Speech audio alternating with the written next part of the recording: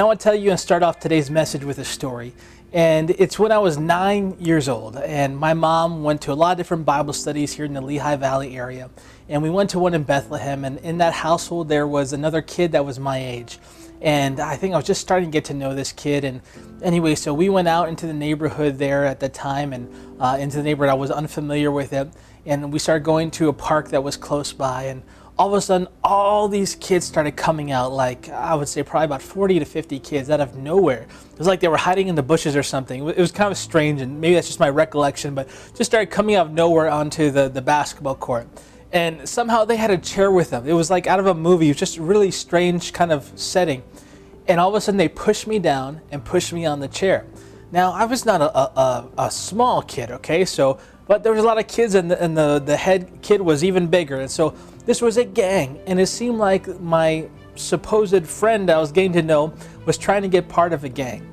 And so I think I was part of the initiation of that gang somehow. So they tried to sit me down. They tied my hands behind my back. So again, I'm 9 years old, all right?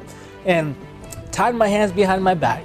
And they didn't really do anything hugely cruel to me. But what they did try to do, besides the hand behind the back, was that they were trying to have me smoke. They wanted me to smoke a cigarette. And maybe they knew I was a Christian kid. Maybe they were just trying to get me to do something. I don't understand the whole logic behind it. But whatever it is, they tied my hands behind the back and said, "We'll let you go if you smoke a cigarette." And I was like, "No, I'm not going to smoke." And they literally tried to force it in my mouth with my hands tied behind my back. And I just refused and said no. I wasn't crying, nothing. I was just like, this is insane, at that time. And they were kind of threatening, but I didn't move. I was like, no, I'm not going to do it. And so they finally let me go. We went back, and I didn't know what to make of it. Needless to say, we never went back to that house again. But I just remember at that time, I remember telling my mom about it, and in my heart, I went through a path of forgiveness where I just forgave this kid. I don't know why he did that. Whatever the thing was, it was really strange. And so all of a sudden, about 7 years later, when I was 16 years old, that kid calls me back, and he's crying on the phone, repenting for what he did to me at that point in time, or what he led me to in that moment. And it was quite a beautiful thing how God just brought everything back around. I could have had some chip on my shoulder for this kid, and I could not even picked up the phone, not even cared, not even wanted to talk to him again.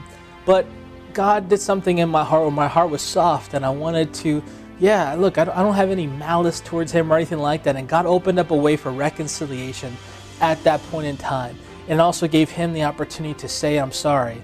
And I was able to receive it as well in that moment. It was something beautiful that took place. Now, I'm kind of pivoting this now to talk about what I want to talk about in this series here as love is the way. But there's different levels of love that it talks about in the Word of God. Now, there's different kinds of love. There's eros love, which is more physical love. So when we look in the Greek and Aramaic, there's eros love. There's phileo love, like Philadelphia, the city of what? Brotherly love.